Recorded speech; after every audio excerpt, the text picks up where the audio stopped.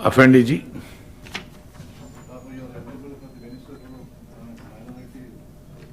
Chairman Sahab, I take an opportunity to speak on the motion of thanks of Governor address.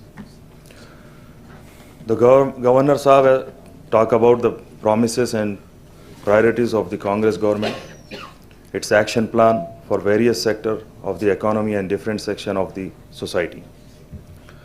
The Governor Sahab terms the farmer as the soul of the state, and they constitute the core sector of the state economy and society.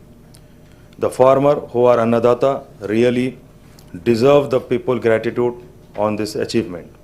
I compliment the government for implementing the crop loan waiver scheme by waiving the loans of 25 lakhs for 35,000 farmers. Initially, the outlay on the farm loan waiver scheme was estimated of rupees 36,000 crores, and when the state budget for 2024-25 was presented in July 2024, the allocation of this scheme was rupees 26,000 crores. I would like the government to clarify on this issue, since there are reports that a few lakh farmers have been left out of the preview of this scheme. I may recall that the Congress government has promised to raise the assistance under Raitu Bharosa to rupees 15,000 per acre per year and extend this scheme to tenant farmer also. However, the assistance has been enhanced to only rupees 12,000 per acre, and the eligibility condition have been altered to restrict the number of the beneficiaries under this scheme. There is no mention of the tenant farmer in the Governor's Sahab address, even as lakhs of tenant farmers holders are waiting for the assistance on par with the farmers. Under Indrama Astamaya Bharosa scheme, landless agriculture laborers are to be provided assistance of rupees 12,000 per annum, but there is no word on the timeline for implementation of this scheme. I may recall that the government had promised to provide new ration card for the all eligible families who are not currently covered under the public distribution system. Lakhs of families applied for the fresh card during the Prajapalana program held in December 2023 and January 2024. And in this year, many applications were invited for the eligible families. However, all these families are waiting for fresh ration cards for months, and there is still no clarity on the timeline for the issuing of new ration cards. Moreover, all the existing ration cards holder were promised to supply Sanna BM fine rice through the ration shop from Sankratri, but in the last 2 months, the promise to supply fine rice has not been taken up. Also, I may recall that the Telangana government has been lodging protest with the Krishna River Management Board and the Water Resources Ministry over the trouble of Krishna waters by Andhra Pradesh far in excess of its entitlement under the Krishna Water Dispute Tribunal Award. The Irrigation Minister, Janab Uttam Kumar Reddy Sahab, has gone on record stating that AP has consumed 75% of Krishna water, leaving Telangana with only 25%. I would like the government to clarify on this issue, since the peak summer ahead with a lower availability of water and lower availability of Krishna water for irrigation and drinking water supply to Hyderabad. Under Mahalakshmi scheme, women in the state have made about 150 crores free bus trips, resulting in saving of 5,006 crore in travel cost. This is a game changer scheme, no doubt, but I would like to know the amount disbursed to the TGRTC by the state government to compensate for the loss of revenue on account of free bus travel for women. Under Groha Jyoti scheme, the government has been providing free electricity for household consuming up to 200 unit, benefiting 50 lakhs poor families. As 1.33 crore domestic consumer in the state, almost 1 crore consumer have been using below 200 units per month. This means that the coverage under Groha Jyoti is confined to only 50% of the eligible beneficiaries.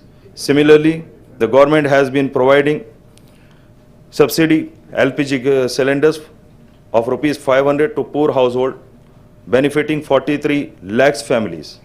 I may point out that there are 90 lakhs existing ration card holder BPL families, and the coverage under the subsidy LPG supply scheme comes to less than 50% of the eligible families. The government has launched Indrama Mahila Shakti Mission with the ambitious target for creating 1 crore women self-employment with financial assistance of 1 lakh crore over the next 5 years. This scheme alone required annual budgetary support of rupees 20,000 crores. Moreover, the government has launched Rajiv Yogya Vikasam to provide financial assistance up to rupees 3 lakhs each to 5 lakhs unemployed youth for the self-employment initiative with a total outlay of 6,000 crores. I welcome the Rajiv Gandhi Abhiyastam scheme introduced by the government for providing financial assistance up to rupees 1 lakh each to civil service aspirant in the state. I would like to know how many youth have been covered under this scheme so far. In last August, government has announced the Telangana job calendar 2024-25 for filling up the vacancies across various departments in the state public sector undertaking of the government, covering the recruitment schedule from October 2024 to November 2025. Since assuming office, the Congress government has completed the process of recruitment of 55,000 youth in various government department and organization. I would request the government to announce the Telangana job calendar for 2025-26 before the budget session get over. The launch of Integrated Residential School Scheme for SC, ST, BC and minorities students is a welcoming step, but I wish the government to equally focus on all the existing residential schools for SC, ST, BC and minorities to improve their infrastructure, to house these schools in their own building and to provide the required teaching and non-teaching staff. The Finance Minister Sahab has announced that 11,000 crore have been sanctioned for the 55 integrated residential school, and I would like to know the allocation required for the existing SC, ST, BC and minorities residential school.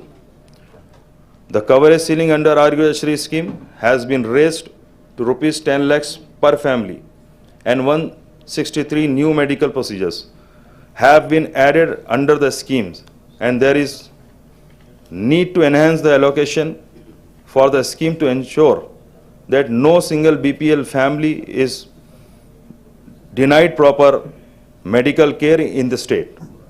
The Honorable Governor Sahab talk about the vision for Telangana future with the expansion of metro rail networks, Musi River project, and the development of the future city assured to redefine urban living and economical potentials.